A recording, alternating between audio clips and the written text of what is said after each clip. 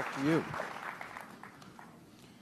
We should have brought our guitars. I didn't remember these terrible chairs until we stepped out here.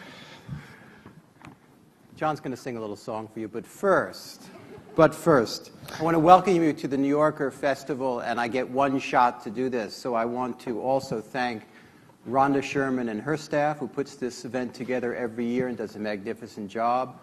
Overland, who does the production and logistics.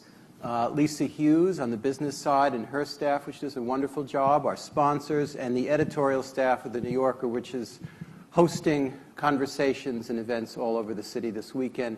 And above all, I want to thank you for coming out, not just from Brooklyn and Manhattan and parts close, but also from as far away as Australia, New Zealand, and God knows where else. So thank you very much for coming this year. Jonathan works in an office that is as bare of distraction as is possible to get it. A laptop in which he has superglued the Ethernet out of existence, and so that the internet, so he can't cheat and read Slate or whatever it is you might read during the course of not working, or even better, NewYorker.com. Kind of shuts the sunlight out. But also no cell phone. So this is a fancy way of saying turn off your devices and do your neighbor a favor and yourself a favor. And we'll focus on John for an hour and a half. I should say that as a reader, I can't think of a writer that's given me more pleasure over the years than the author of The Corrections and Freedom. And probably everybody here has read those books. I should also recommend really highly his first two novels, which I read in order as they came out, as it happened, with great surprise and deep satisfaction. The 27th City and Strong Motion.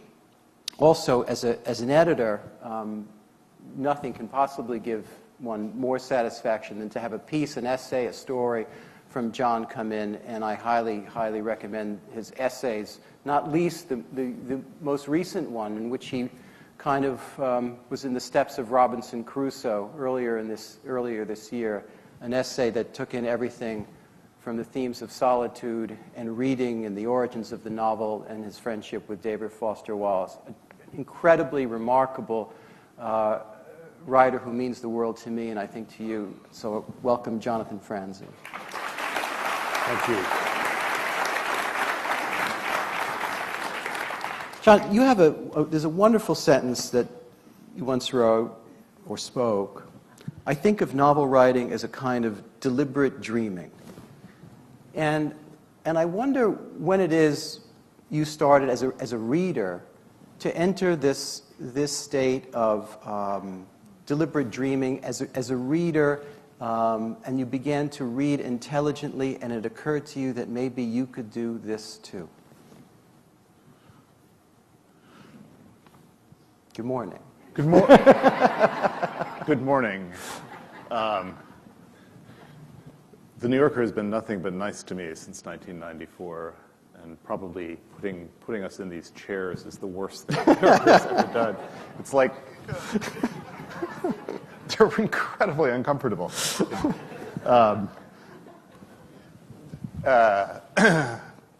And on fiction night, you don't have to sit in these. So thank you all for coming out this morning at this grisly hour of 10 a.m.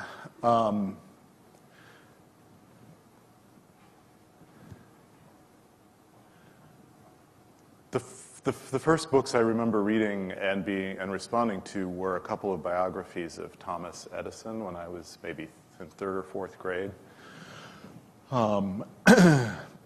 I immediately wanted to become an inventor, and what appealed to me about that, first of all, he had these cool laboratories. He was a boy, and he had a laboratory in a boxcar. Boxcars are incredibly romantic for a child, and then the idea of having a chemistry lab in a boxcar was just truly sublime when I was 9.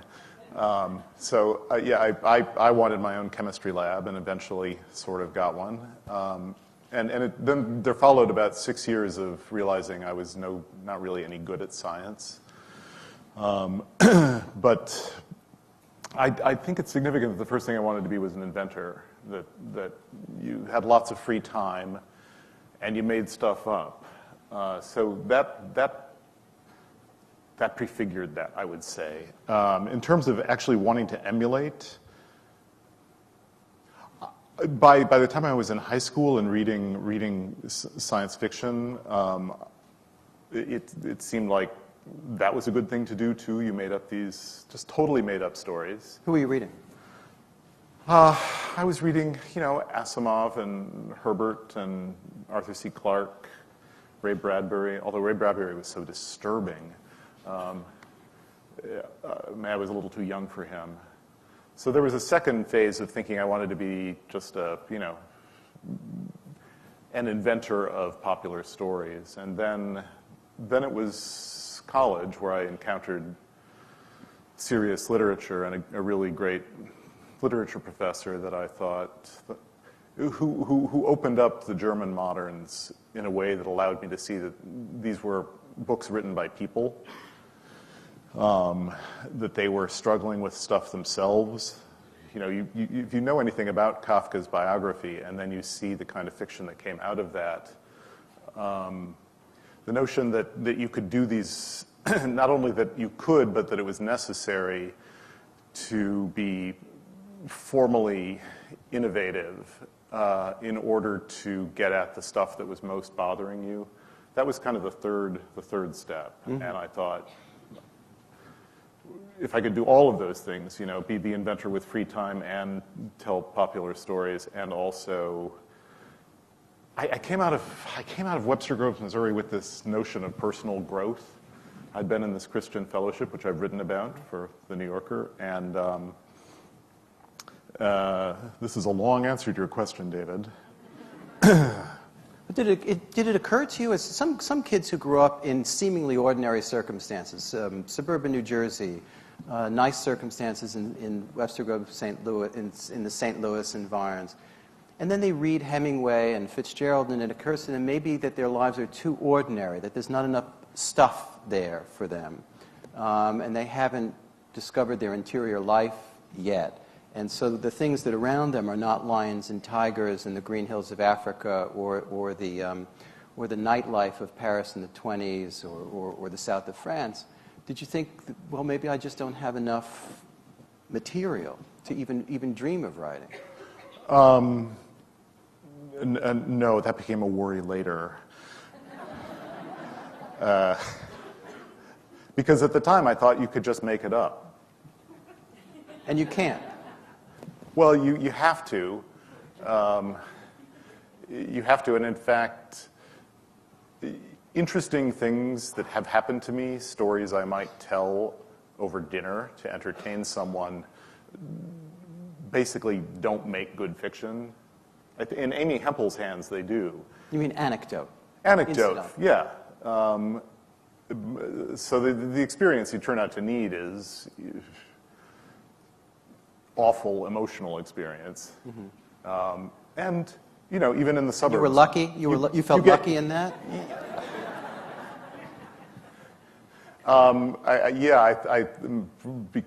Perhaps because of my oversensitivity, I felt I had a treasure trove of deeply uncomfortable emotional experiences mm-hmm. before I was even 18. That's where they mostly come. Now you're in my experience, I don't. But you had parents who. My 30s was dedicated to disproving. You had parents who were not exactly high on the idea of either your brother becoming a filmmaker or you becoming a writer. That the arts were something you did in your spare time. Mm-hmm. Avocation. My mother loved that word. I'd never even heard the word until she began telling me that that's what writing should be. And what was expected of you? They were children of the Depression, and I think economic security was very important to them. So I don't think they were thrilled with the idea of my being a research scientist. I got mixed messages because it was all about economic security, and yet my father told me again and again, don't do what I did, don't let somebody else steal the fruit of your labor. And not coincidentally, none of his sons went into a corporate setting. I have a brother who's a doctor, a brother who started as a filmmaker, became a building contractor, self-employed, and I've been basically nothing but self-employed my entire life. But I think that was coupled with you have to serve society, you have to do something useful, and the more talent you have, the greater your obligation to do something useful. And they just could not conceive that telling lies for a living was serving society in any way. And you began writing aesthetically in response to certain writers. Certainly, yes. Not just Isaac Asimov. I think later stuff. Great, yeah. Those German moderns really kind of knocked my socks off. So Nietzsche, Mann, Rilke, and Kafka above all. But how did you get started? How do you give yourself permission to sit down and start writing a first novel of what turned out to be enormous ambition?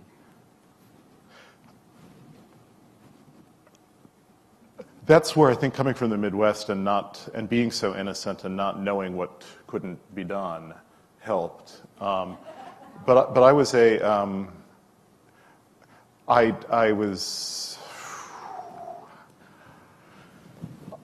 I spent some time this summer looking at some letters I wrote in the fall after I got out of college. I was trying to work on an essay about the Austrian satirist Karl Kraus. I've translated a couple of essays of his that are very, very hard to translate and that need some help, need an essay to kind of make sense of. And I was really in love with his work precisely at that time, and I was shocked to see how self-conscious I was about a sense of mission to, save the novel. Mm-hmm. From what? From marginalization, from irrelevance. Where did that come from? I think it came from having. Well, part of it was just luck. This turns out to be the thing I'm best at doing, and I could very well have conceived some messianic ambition for a field I would not have been very good at. But so there was just luck there. But I think that I'd internalized that sense of responsibility for my parents so drastically that the idea of just kind of floating along as a writer didn't seem useful enough. I had to manufacture a sense of mission. And what was the initial mission? The initial mission really was to translate that which I loved so much about about modernism, which remains the touchstone for me literarily, into something that my parents could read. Mm-hmm. And seriously, I mean that would be welcoming. That you would take a modern sensibility and a modern self-consciousness about method, but try to create books that would be welcoming to non-specialists. And that was from the get-go, not get-go. After the first two. No. I mean, there's the first book has a thriller plot, mm-hmm. And yet, what I was thinking about some thrillerish books. I was thinking about the Martin Beck mysteries, the Swedish writers. But I was, no less thinking about Pynchon and Kafka, and was willing to. Well, that's not true. I was hoping that both things would come through. Mm-hmm. And then the book was reviewed in the Mystery and Crime section of the New York Times Book Review. I didn't know that. Yeah, it was. It was a nice review, and it was. You could see the mystery reviewer was a little bit sort of saying, "Mr. Franzen seems to be after a somewhat larger literary game here. This is not your ordinary." It's like, "Hello here." So did you succeed? Did your parents read the book, and did they? My father read it twice, and it's actually one of the things one of the happiest things between us. He actually My mother was disturbed by the language and the sex, and reminded me that a minor character who's sort of a slutty teenager named Janice Jones was the name of the daughter of one of her friends.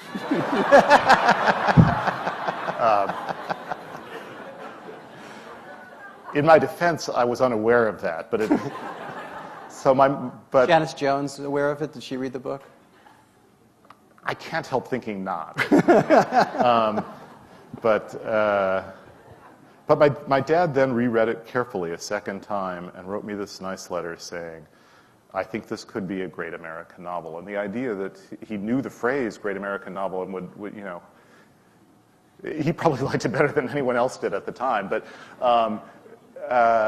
he really made an effort I think he was genuinely proud to have an intellectual son. Because he was sort of a thwarted intellectual himself. And I think he got a glimmer of why I might be doing it. How was he a thwarted intellectual? He was taking, my parents met at a night school philosophy class. He was nearly 30, and he was trying to self-educate, like reading the German philosophers. And was very, very proud that he'd been the #1 student in his tiny class in northern Minnesota. It was a story he liked to tell about, it was not the popular girl everybody thought was going to be the valedictorian. It was him, Earl Who, the country boy, because he really was a country boy, didn't get electricity in their house until he was in high school. So I think he was very proud and felt that he was wasting that to some extent, because of economic fears. After 2 novels, you had a kind of crisis that you've written about some, you've talked about before, but I'd like to sort of go through this. Your father died. You hadn't found a wide audience the way you, I think, imagined or hoped. You had all kinds of questions about the nature of the novel and novel writing that you were sorting through with yourself and also with friends, including David Wallace. A lot of things were going on all at once. How was that lived? Unhappily. I had a marriage that was falling apart. That too. Had no money. And how'd you make a living? Basically exhausting the royalty advances for my first 2 novels was the principal strategy. I tried to write a screenplay on spec. Did 4 drafts of that. And then really basically didn't make a living, just drastically cut expenses. Were the movies important to you in any way, or was it just a way to make some money? It was a get-rich-quick scheme, basically. Terrible screenplay, terrible. What was it? It was called Black Leather Gloves. I like that. I thought it was a good title, actually. I feel you didn't take it seriously enough. There really was only one problem, which was that what was it about? It was basically repeating the plot of Fun with Dick and Jane, a movie I had not seen and was not aware of.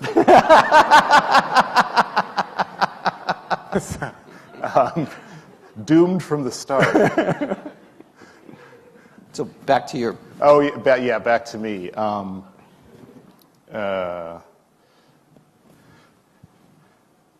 It was a hard time, but increasingly an exciting time. My father had been sick for a number of years. He was absolutely himself, but he was not at all himself for the last few years with his dementia. And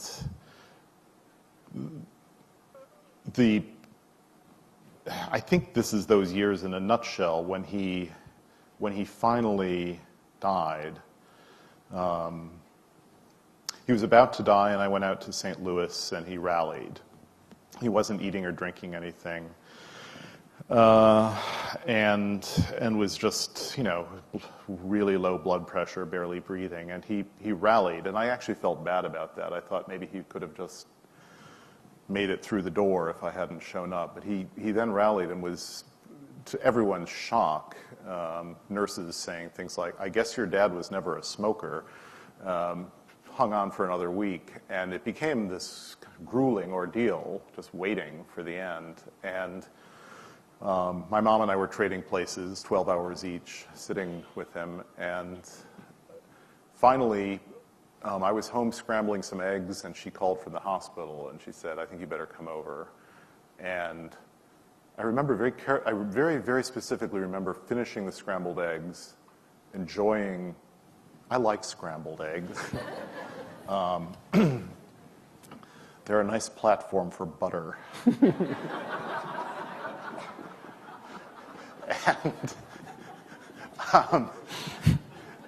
And I remember driving over to the nursing home, and it was one of those wonderful late May St. Louis nights where there was big thunderstorms coming.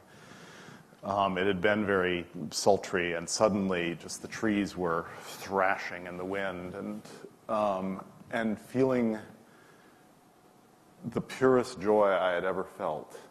That Blues Traveler song was playing on the radio, and I just felt I'm alive. And that's really what the whole time became. It was. I'd become an old man almost as soon as I got out of college and got married. I was trying to write old man books in a way. I was trying to write as if I was not a kid. Didn't want to write some, coming of age story, because I'd skipped over coming of age. I tried to land squarely in middle-aged adulthood, and that being in my 30s, I felt like I was in my early 20s, and life suddenly was full of possibility, and that things might get to be fun after all, and it was a liberation for him. He was so afraid of dying, and he had to work hard to get through the door, and yet once he was through, we were all liberated, and I felt free. I was freed. Yeah. And you needed to do the freedom, for want of a better word, sorry, but freedom needed to come to your work. And how was that achieved? This is there's an enormous difference between strong motion and what would come years later in the corrections. And it took an enormous amount of thinking through and hundreds of pages dumped in the garbage. What was in a box. What was the work like? What was fought through?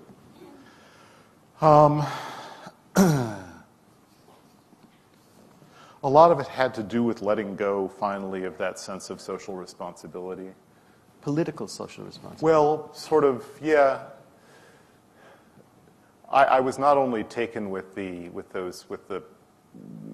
all the American postmodern writers with their really radically oppositional take on post-war culture, but also with the first wave of hardcore academic theory. Such as? Paranoid theory, essentially. There's, we're reading the text for signs of what's wrong with liberal culture, essentially. All of them, the Marxists, the Freudians, Derrida, Foucault, Lacan even, although I never quite understood Lacan. And, that, which of course quickly became just the turning of a very familiar crank, all of those theories. But in their first instantiation, they seem to be promising something exciting. We're really going to read everything about human experience and society against the grain. Freud is all about reading against the grain. What you think, suspect the opposite of what you feel. And Foucault with his notion of how power informs discourse.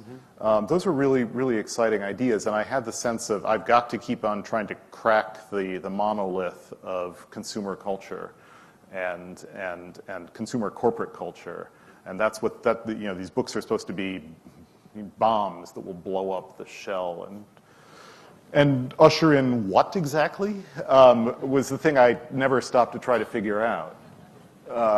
And it's a problem with all these critiques of liberal society, too. It's like, what is the alternative exactly? And you give up the ghost on this effort, in a sense? Kind of, yeah. And with that was sort of a wish to be encyclopedic, a wish to construct a narrative that would include everything.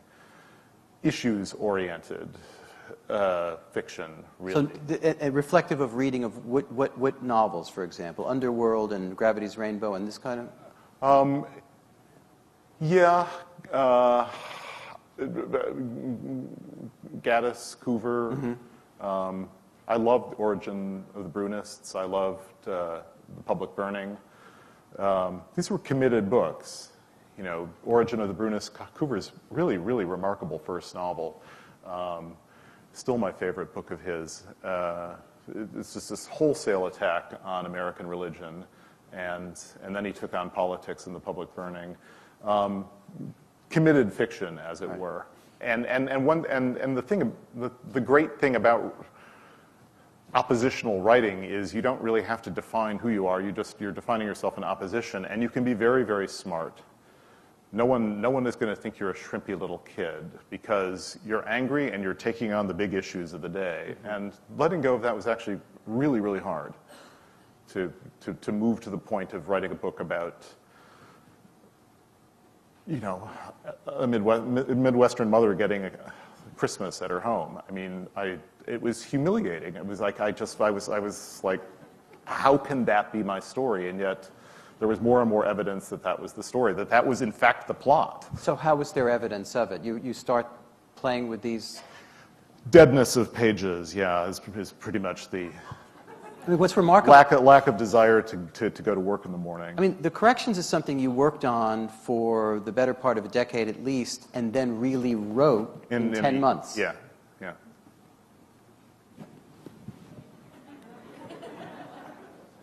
Were drugs involved? I mean, seriously, 10 months to write a novel of that ambition and length. I don't think most people could type that book in 10 months. Yes, you can. You can do it in 6 weeks. 3 weeks, probably even. I mean, you described the process, you gave an interview once to Terry Gross, of self-psychoanalysis that had to be endured for a Yeah, there are the last two novels have had shadow unreadable novels in the form of notes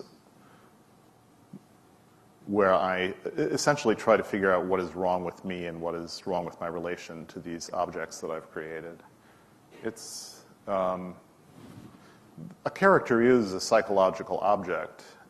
To go back to the deliberate dreaming, we tend to dream about important psychological objects. They may just be important from the residue of the day, but more often, you know, my father shows up in my dreams. My father's been dead for 15 years. He's not dead in my dreams. So often I will have a certain puzzlement that I'm speaking to him because I remember that he's dead, but he's not dead to me. Those are those objects that you keep coming back to when you're dreaming, they clearly, you're in an important relationship to them. They probably, the deep structures of your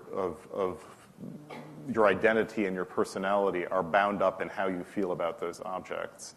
And more, I think of the work of fiction writing as the creation of, the deliberate creation of objects that you have that intensity of feeling about and that have that same relation to the deep structures of who you are. But even though there's a shift to wanting to entertain more, even more assertively than before, politics and big questions don't go out the window. They're still very much there in the last two books. Sure. Yeah. What changes in the treatment of them, or the plane of regard to them? Well, the Corrections was still quite satirical. It was a simple shift, you know. The simplest way to say it is I no longer felt I was doing something for society by writing these books. I felt I was trying to create gifts to give to people in my community of readers and writers. And And if there is still a social element in those books, I'm making use of it because it helps deepen and complicate the lives of these fictional objects I've created.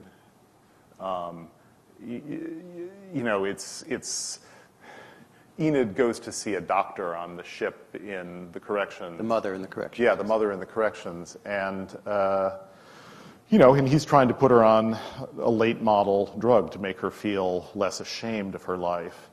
And that's a satiric idea, of course, the anti-shame medication. But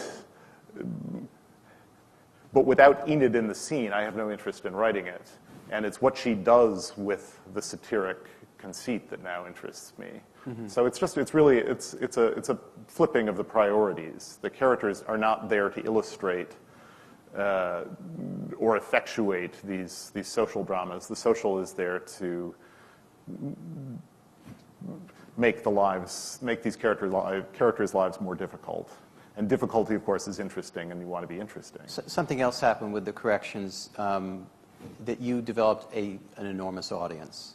And in fact, some months ago, I saw you in Washington. There was a Washington Book Festival held outdoors, and there would be lines for various authors. Certain authors of a recent biography, for example, had a line about as much for a slice of pizza at 4 o'clock in the afternoon. Your line was kind of like for the New Yorker Festival. It was endless. And how does this affect your work? The fact that you have this big audience, people waiting for a next book, and the kind of critical reception that you get. Well, that may be a separate issue. That's a separate issue. We'll get to it.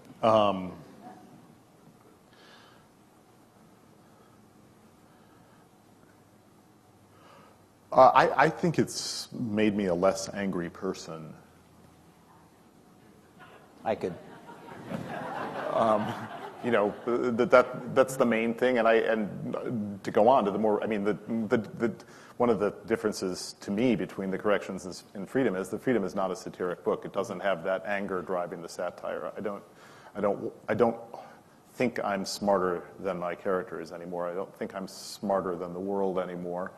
But when I was angry, it was I'm right and the world is wrong, and I'm pissed off about it. So success is, in a sense, humbling, makes you nicer.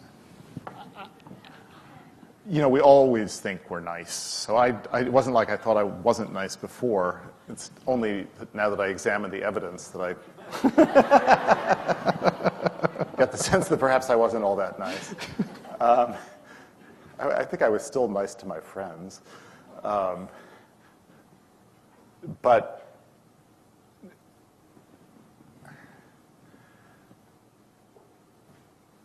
that's really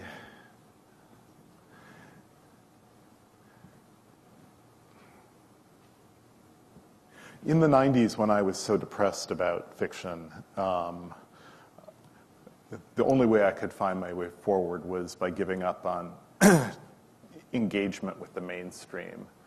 That seemed, first of all, it hadn't worked out for me. The mainstream didn't seem too interested in being engaged with. And so I thought, well, that's okay. I'm sorry, but what's the definition of the mainstream? What are we talking about?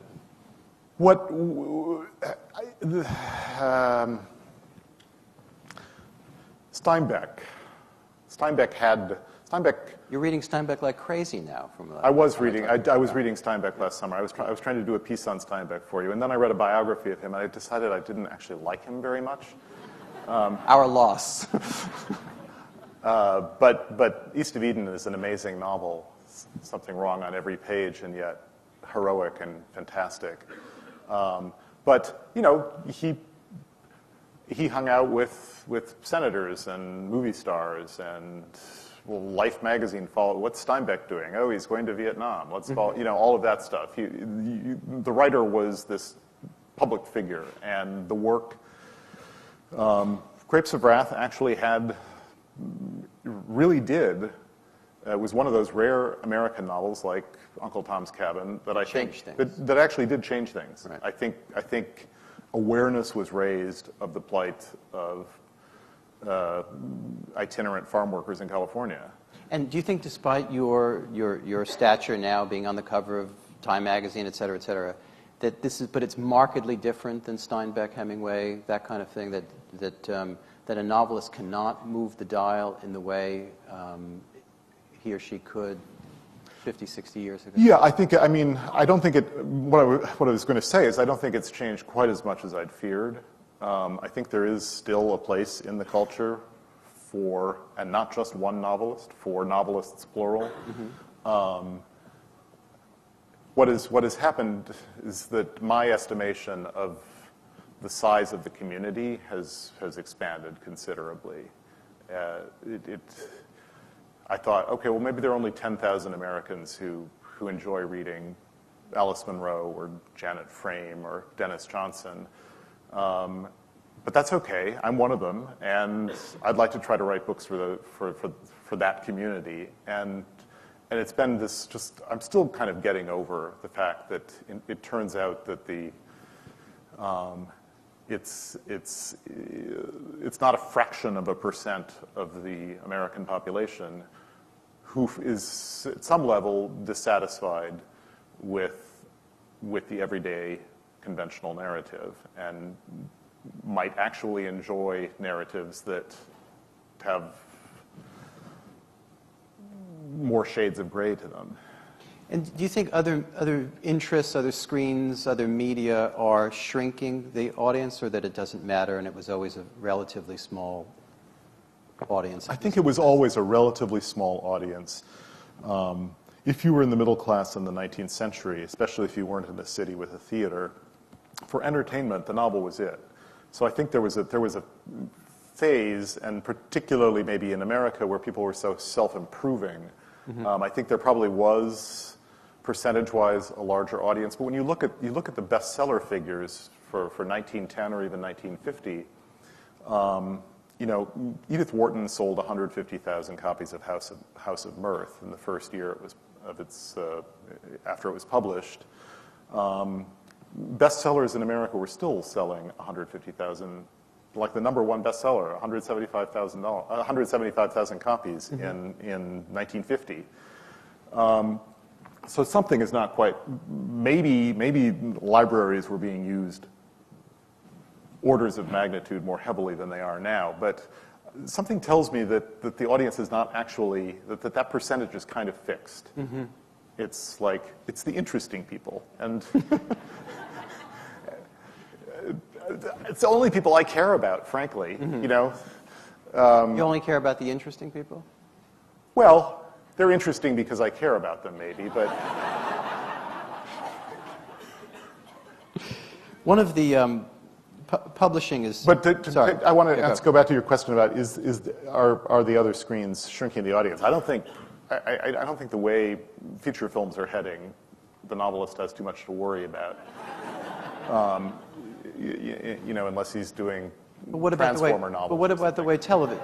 But what about the way television is heading? You have a number of television series, most famously The Wire and others that are kind of like, we've beaten this metaphor to death, but extended 19th century novel episodic forms that unspool and are very reflective in a very serious way or an interesting way about societies or microcosms of society or micro-societies.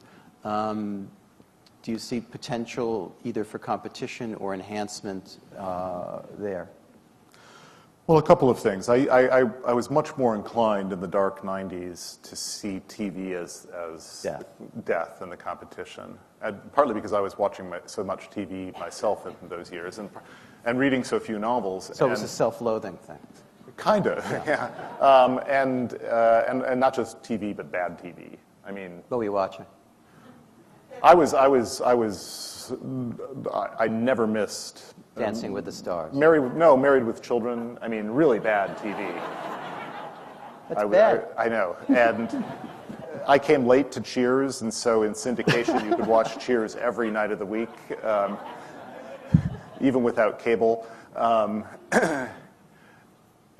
So yes, one of the things that's happened is that TV's gotten better, mm-hmm. like a lot better. Cable has enabled really, really cool TV. My own personal favorite is Breaking Bad. At this point, that's the one I'm most involved with. With The Wire, yeah, sure. But as I argued in that Crusoe piece, I'm now much more inclined to think that that the experience of watching The Wire is essentially akin to the experience of reading a novel, and is essentially different from the experience of texting, social media, surfing the web. Engagement versus distraction. Engagement versus distraction, involvement in a set of made-up characters, some commitment, although The Wire was not great on this, some commitment to a coherent narrative. It might not be the narrative, but a coherent narrative extended over time. The thing I would say about TV is that the comparison with the 19th century is correct, because TV is now doing what the great social fiction of the 19th century did, but it can't do what modernism does, and the possibilities for what you can do with tone and point of view, which Henry James was among the early people to explore. That kind of stuff doesn't work so well in a visual medium. Well, you're now writing scripts for the Corrections for HBO. What are you out to? Yeah. I am. What are you out to achieve there? What's possible when you take this novel and bring it to another medium, and it's you doing it? We're trying to do... You didn't just have HBO throw the check across the... Faulkner used to say that the best way to write for the movies is you wrote the script, you threw it across the California state line, they threw the check over, and you ran like hell. You're not doing that. You're engaged in this. I'm really engaged. No, I've been working with Scott Rudin and Noah Baumbach since, I guess, last December to design a show. We had an opportunity here, because it's not a mini-series, it's an actual series. We had an opportunity, I think, to do something that has not been done, where we know what happens in the last episode, and that all 4 seasons can be very carefully designed in advance. Normally, with TV, you're kind of, will we be renewed? Mm-hmm. You don't want to save it up because you want to spend what you've got and worry about the next season season. And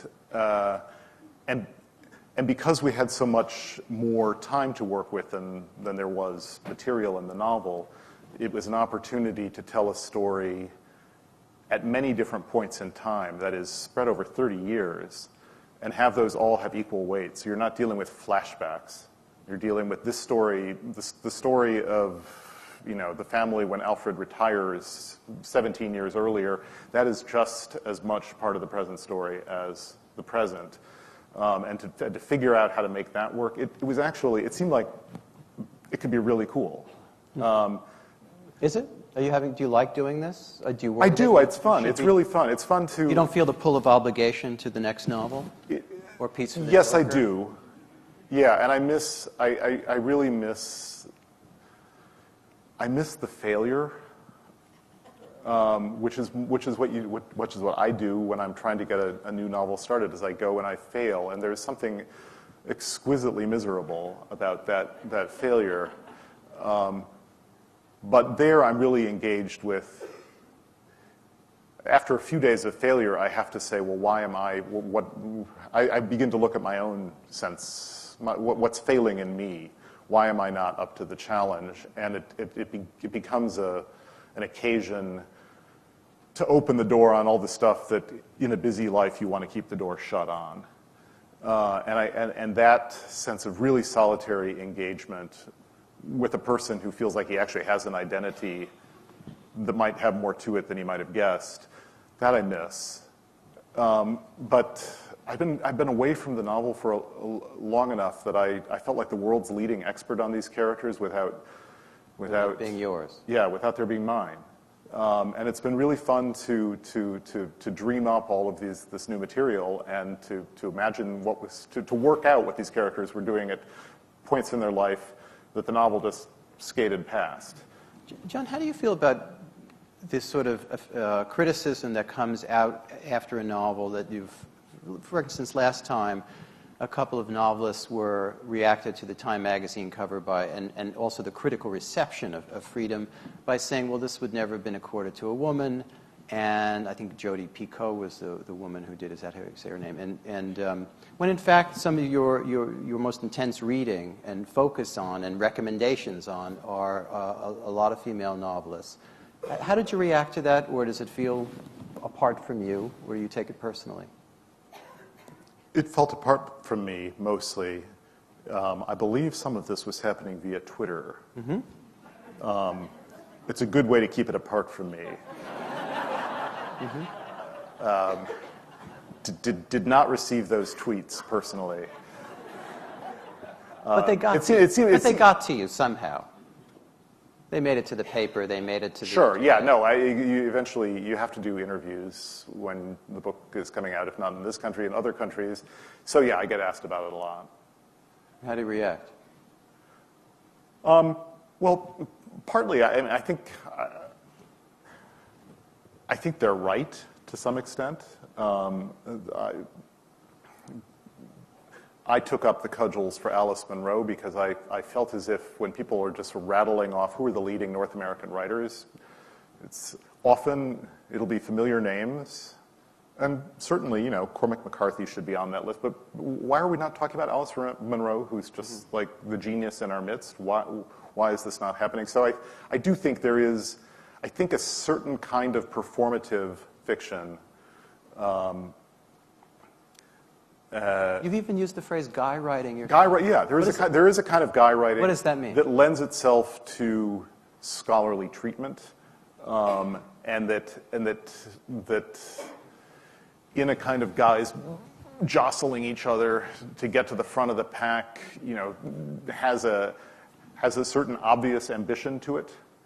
That probably has, certainly historically and even now, I think, fostered an imbalance in what gets talked about as canonical. Mm-hmm. Yeah. So I think, I don't think that, my impression was that was not really what the tweets were talking about. No, it had more to do with publicity, I think. Yeah. You write exquisitely about your friendship with David Wallace in that recent New Yorker essay. I was wondering if you could talk about Infinite Jest as a novel. What it means to you? What importance it had to you as a writer and as a reader?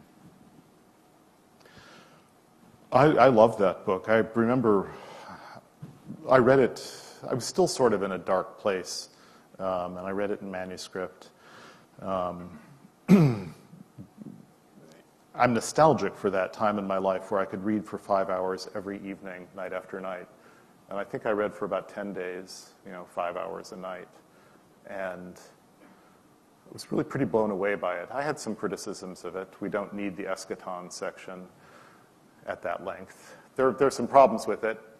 But by and large, I thought it was a monumental achievement. I think it's, he really did it. And what he had done was he had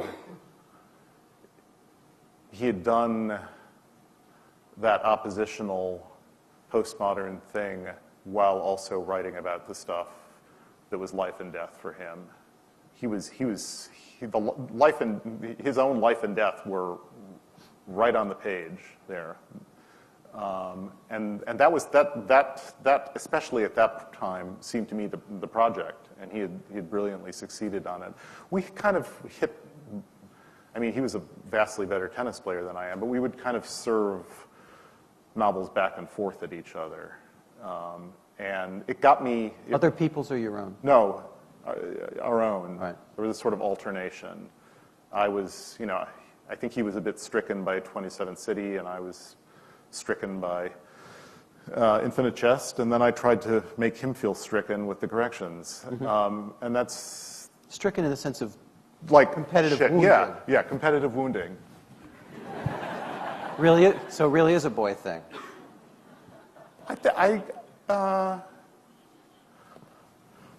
I wouldn't be that gender essentialist, but if you want to call it a boy thing, sure. But one of the reasons I miss him so much is that You have that. yeah, and I think what you do when you watch, Borg and McEnroe play, they are trying to play to their own strengths. Raise their other game. Yeah, the game is raised, but also McEnroe became more McEnroe playing against Connors and Borg. So what did Infinite Jest do to you? How did you become more Franzen? Well, the one thing that the striking thing about Infinite Jest formally is that it is not a novel of closure. So he'd really, I think he went the non-closure route. And That's not you, though. No, I'm a closure guy. Mm-hmm. I'm a complete the form kind of guy. And I think I probably became more and more that in reaction.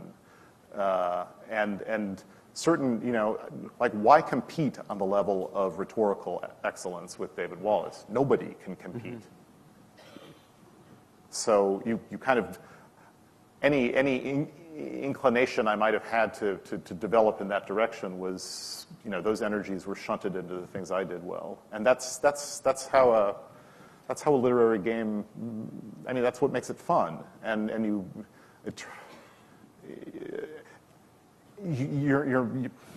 as you get older, you realize, I can't be all things. I can't be every kind of novelist. The goal is to be more and more the kind you're best suited to be. And that competition really fosters that. How do you feel? You're hardly, we're the same, more or less the same age. How do you feel age impinging or widening your approach to your work? You're now taking the time to do an involved television project. You travel a fair amount. What do you feel that you've got to do? Time not being infinite, for us anyway. I like the year when I'm writing a novel. And I would feel extraordinarily lucky if I got to have a year like that a couple more times. Again, the crazy 22-year-old I was said, I plan to write 6 novels. When you see people of an earlier generation, Updike, Roth, Bellow to a lesser extent, but others, who write much more constantly or publish more constantly. Seem to write more constantly, too. How do you look at that? Well, there are 2 kinds of writers. And I'm the other kind. No, that's actually been that is, not to make this into a New Yorker love fest, but it is the New Yorker festival. That was a great and life-changing thing to discover that I could do nonfiction for you, and that there was something that would.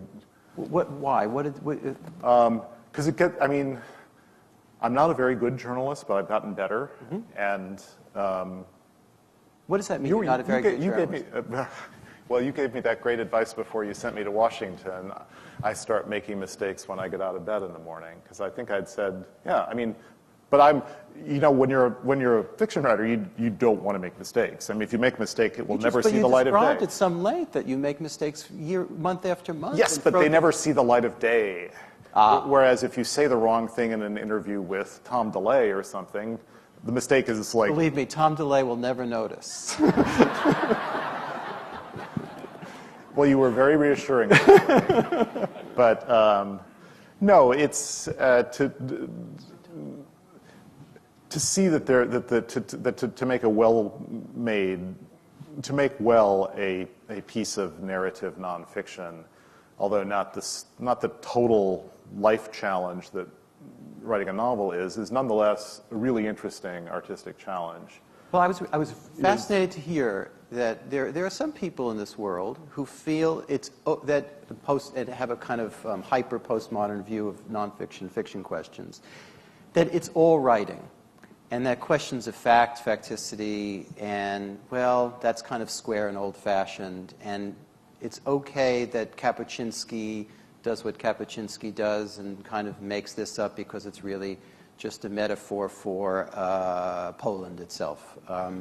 and other writers that one could name who have a different view of fact and fiction. You're pretty strict about the dividing line. You see, you think that somebody who's allegedly writing nonfiction and cheats it is cheating the reader, is somehow in a way that should be kind of like Dave and I disagreed on that. Dave Wallace, yeah. So Wallace felt well. Yeah, because he said it was okay to make up dialogue on the cruise ship? For instance, yeah. I'm heartbroken to hear it. I know. It's no, those things didn't actually happen. You notice he never published any nonfiction in your magazine. Not for want of trying, but that's another matter. But he would have had some interest. He would have fell before the fact checkers. I think the fact checkers, and to me, the fact check, we are. I'm so afraid of the fact checkers. Good. But that's, that's kind of like the boundary lines in tennis. That was a great shot. Only problem was it was 2 feet beyond the baseline. Yeah. I really crushed that one, didn't I? But David called it in. Well, I'm just not to. I love that cruise ship piece of Dave. So I'm not. It was it's two somewhat different approaches. How are we on time? I think we're at minute 57, so we'll be. I've got a couple more quick questions, and then you're going to ask questions. There are microphones situated hither, thither, and yon, and you'll come up to them, so you might want to line up now. The President of the United States is a writer, or was a writer. And will again be a writer. And will again be a writer. But I hope not for another 5 years or so. Are you disappointed? No, I'm not, because somehow I think I got a fairly clear idea of who he was, and I'm sorry he didn't come along 5 years later. I think an extra 5 years of agony. Well, 5 years of experience might have made him a little more tough in some ways that could have helped him, especially in the last year. I don't think he did the government shutdown thing in the summer. I don't think he handled that as well as he could have. The debt crisis. The debt crisis, exactly. But I knew he was not going to do anything for the environment. I knew he was tight with Wall Street people. That's the first time I heard about him was from a Wall Street banker. Mm-hmm. I said, "Who are you liking for 2008?" And this guy said, "Oh yeah, Barack Obama." I'm like, your heart sank? You're kidding? No, my heart didn't sink because he'd given that great speech at the convention, and we knew who Barack Obama was, but it was no, I didn't. Oh, you meant my heart sank on Obama's behalf? No, I thought actually this guy has a chance of winning. I see. My heart rose. It's like, wow, okay, smart Wall Street money is on this guy. He's got a chance.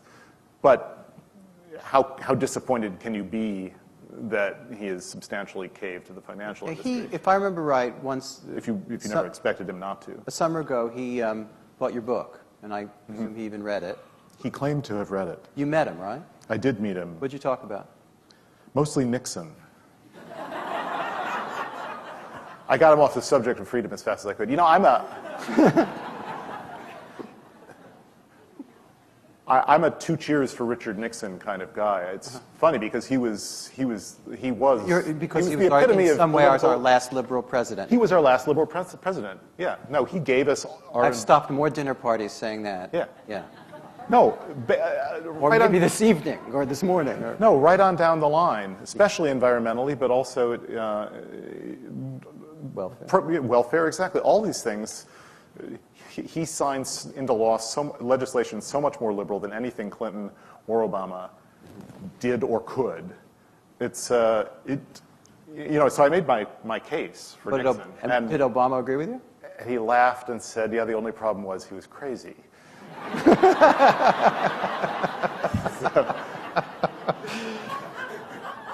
The Twitter hashtag is TNY.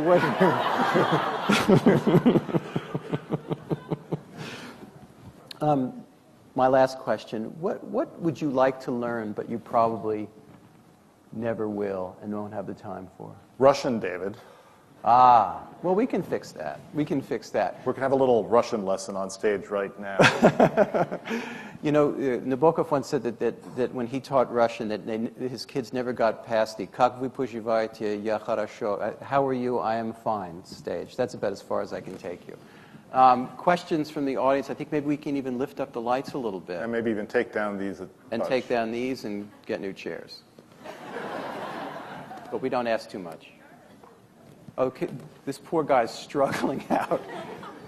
Imagine if he had to sit on that. I was just wondering if you had any thoughts on the Occupy Wall Street movement protests, people that are downtown? It was an exciting moment yesterday when it looked like Radiohead was going to play there. I actually believed that when it first was bruited about. I first heard about it in Europe. I think it's getting a lot more attention in Europe than it is here. I'm all for it. What does that mean? Being all for it? What's it? It. I'm all for attention being paid to, the giant blood-sucking squid. Which is not to say that we don't need a financial services industry, but just that it has become such a large part of our economy, and it is not. I don't think money about money is meant to be as large a percentage of a country's GNP as ours has become. I mean, it's not a product. It's just currency. It's currency. It's froth, and anything that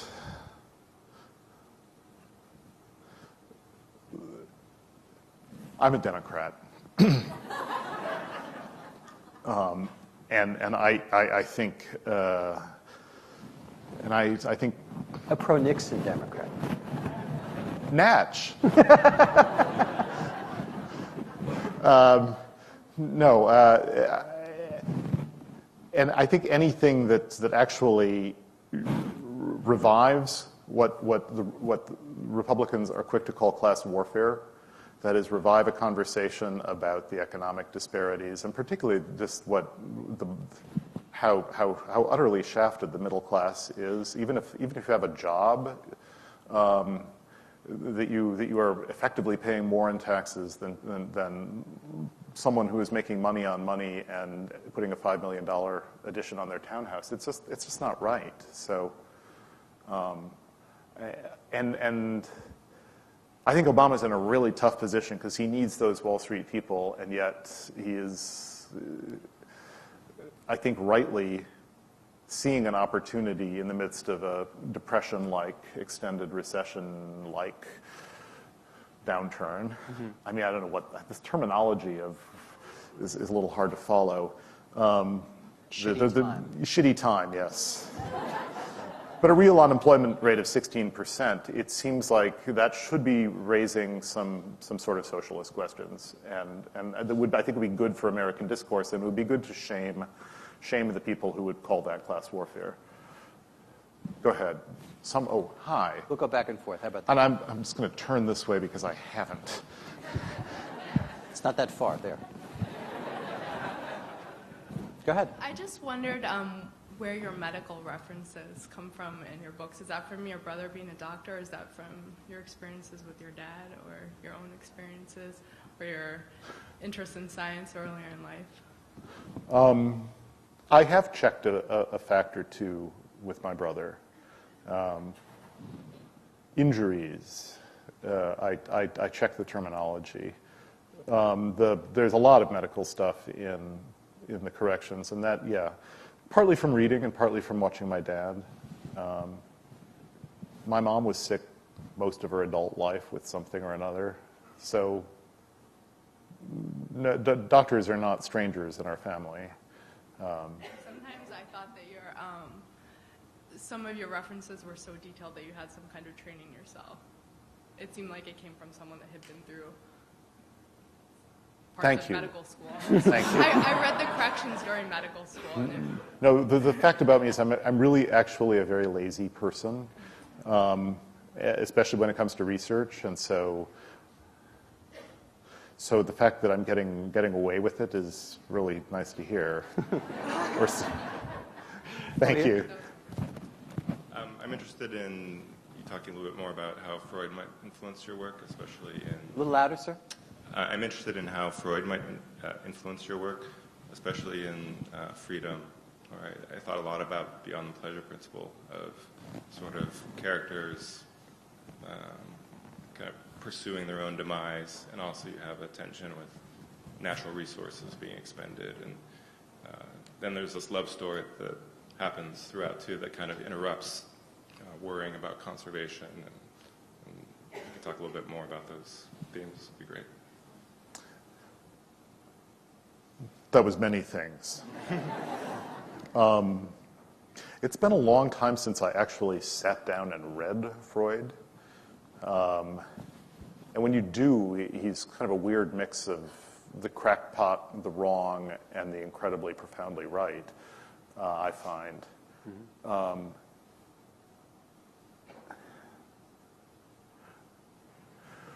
One of the things that created modernism, I think, was a revolution in human psychology, and Freud was certainly part of that. And Freud was a very literary writer. He was, his touchstones were Greek tragedy, Dostoevsky, this idea that you don't...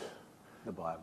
Basically, it's a rather short step from the tragic faith that the world is smarter than we are, to the Freudian sense of you don't actually know what you're doing, and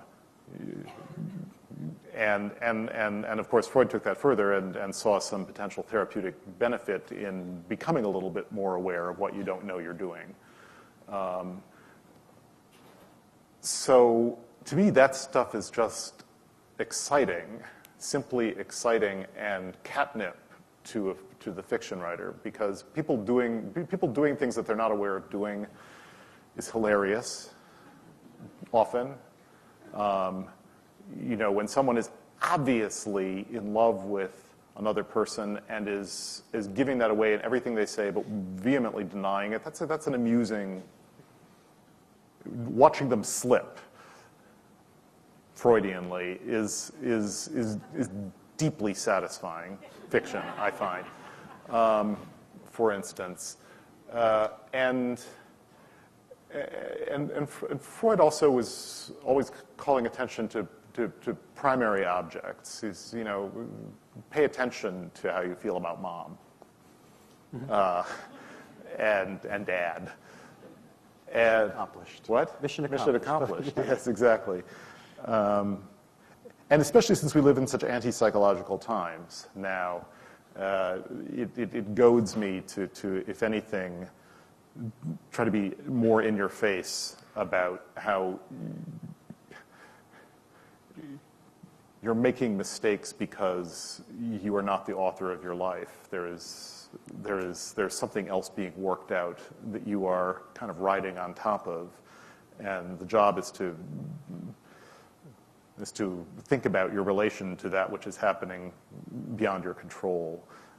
And that actually even has a little bit of metaphorical resonance with just being an informed citizen in a world that is so out of control. We know so much, but we can do so little. So all of that is just a very attractive package for me. Eric? This sort of follows up on that.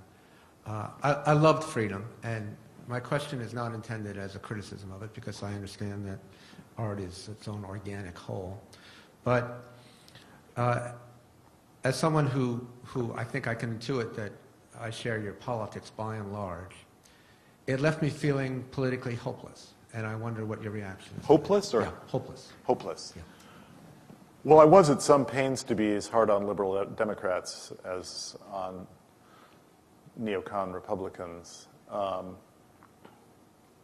just as a matter of novelistic praxis. The last thing we need is more novels espousing the political views of their authors, I think. Hopeless.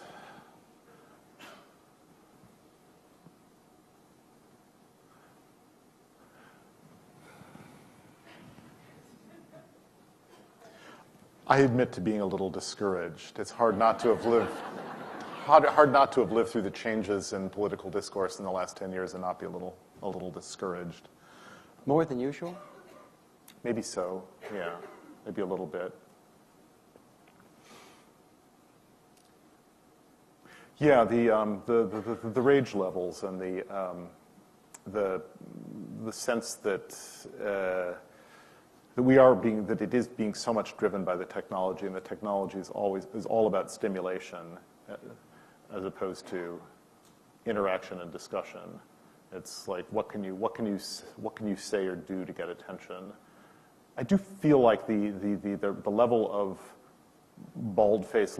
Is this your impression? Do you think there's a lot more lying that really just is at such a well? There's the means to rocket lying around, and the extremes of various parties have gotten more mainstream. That's quite obvious. Witness the Republican. David, why don't you take this question? No. No, seriously. Because Eric and I talk enough. But is there a political? I think what Eric is getting at is there a political job that you want your novels to do at all? And well, see, beyond exposure. The reason I love Obama so much is that he seems to be proceeding from a reasonable premise, which is that it's unlikely that all the really good people in this country have my politics, and all the people who don't have my politics are really bad people. And yet that's kind of the nature of the polarizing discourse is to make you feel that there are no good people on the other side. How could you be a good person and vote for that person?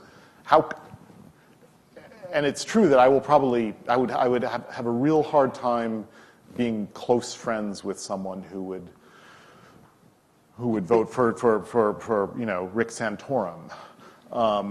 With apologies to anyone in here who's voted for Rick Santorum, I find him like no.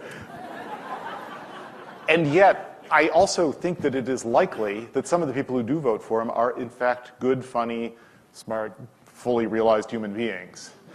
And that is the Obama premise, which is can we find a way to not demonize each other and recognize that these are fully vested, differing views of how society and the economy should be organized, and use the political process to reach some compromises that will make no one happy, but everybody maybe less unhappy.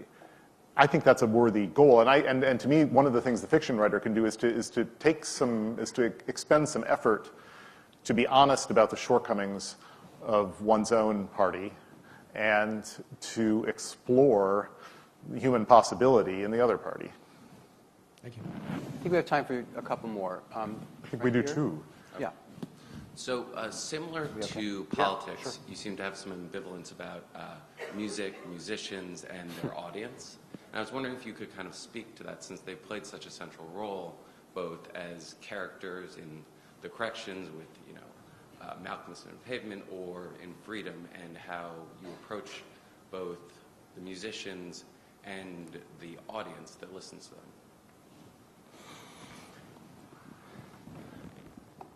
them. That feels like the most dangerous question.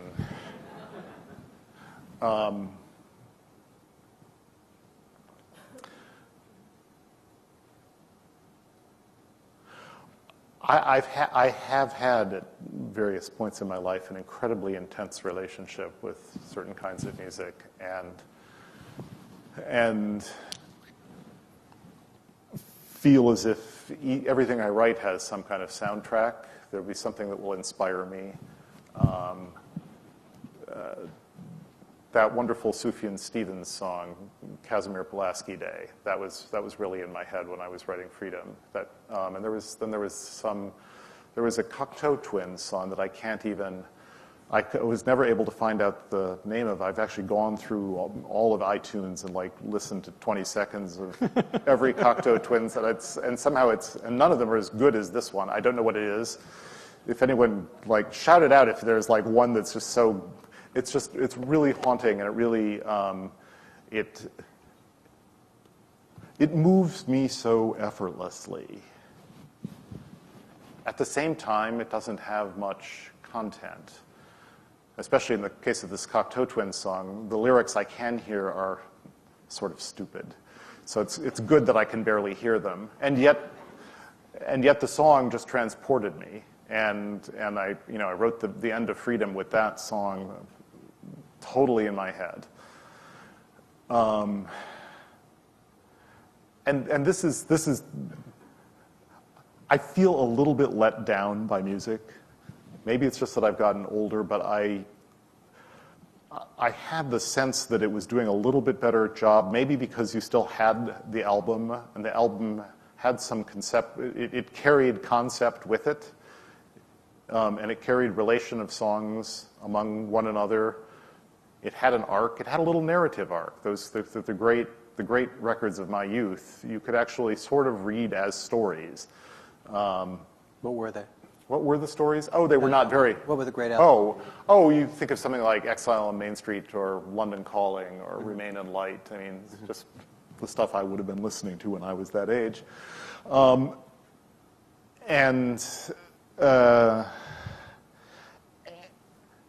now I feel like it's...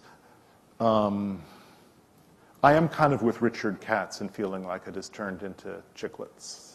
It's turned into a drug to help you not engage and not think.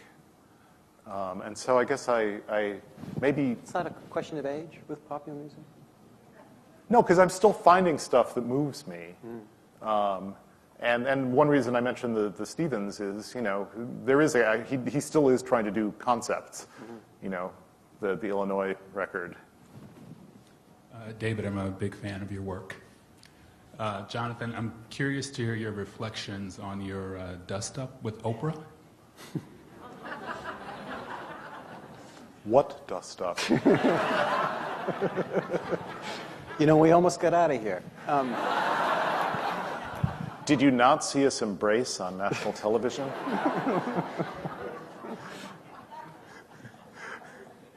That's why she went off the air? Is that...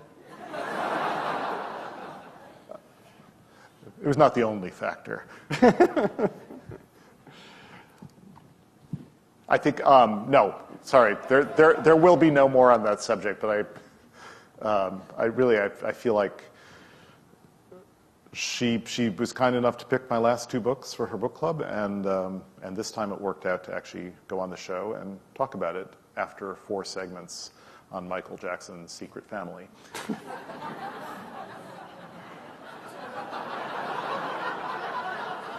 We managed 8 minutes of conversation after those 4 compelling segments. These 2, and then we'll call it a morning. I'm going to ask kind of a selfish writerly question. Sure. You talked a little bit about when you start a novel, this exquisite sense of failure, and that you actually enjoy that. And I'm wondering what you would say, to somebody who feels stymied by that sense of failure when you try to start such a big project. This might take us back to Freud a little bit.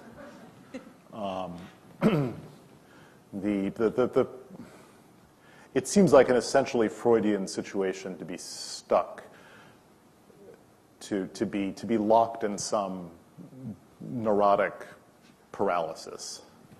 And a useful fiction for me continues to be that you get stuck, you shut down when there is some conflict in you that is not resolved.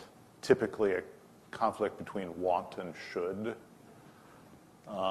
That's one that really certainly has bedeviled me at many points in my writing life. I want to write this, but I can't. You shouldn't be writing about that. You shouldn't because it's embarrassing, it's shameful. You shouldn't because it'll hurt someone. You shouldn't because it's not worthy, it's not interesting. All of that.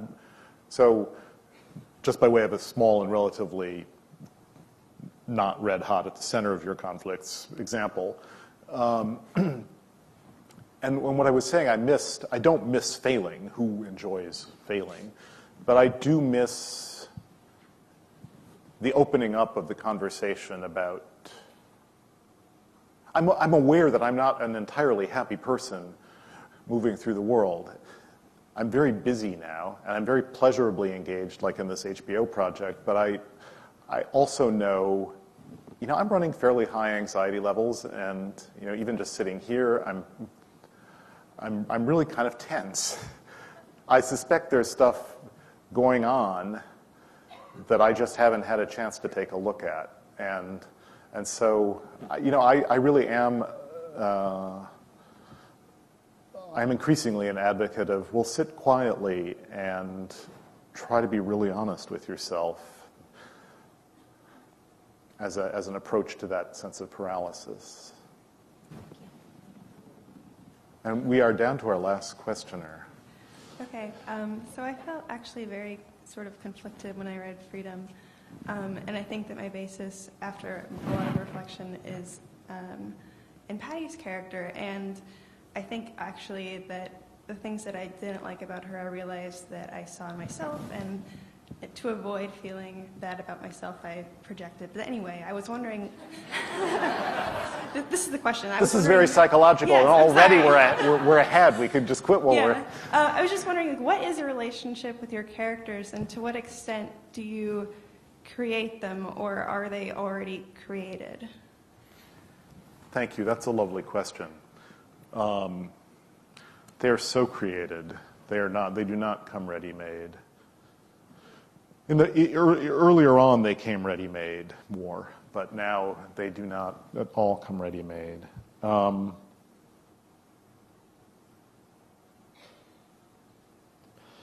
This gets back to the deliberate dreaming stuff.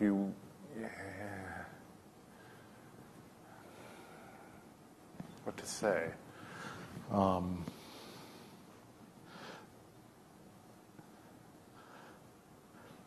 I have a hard time caring about pages written about a character I don't love. It's funny how we get out of bed in the morning, and unless we're moderately or worse depressed, how self-love kind of comes naturally to us. That is what depression is. It's you cease to like yourself.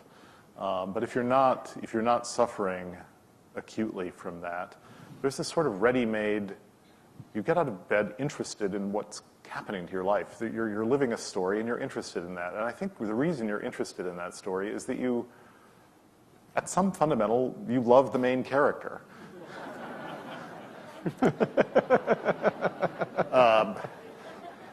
Because if you were just to give a simple, realistic, objective account of that character's day, most of the world would not find it very interesting. So if what you're trying to write is a book that people are interested in reading, like what's going to happen, I think a very significant part of that interest comes from love. You have to find and maybe, I mean, the novelist is hoping that the reader will love the characters, but it's certainly, you can't do without the writer loving the character, I don't think. And it's a strange human project to sit in a dark, quiet room for year after year trying to come up with some wholly made-up figment of your imagination, some psychological object who you really have strong feelings for. The wonder is that it can ever be done at all, really. And it's why I'm glad to be a human being, that you can do that. and that the imagination is actually capable of things like that. And what's more, that as a reader, one exercises the kind of converse of that imagination and decodes these black symbols on a white page into something that has emotional reality and can be rooted for. So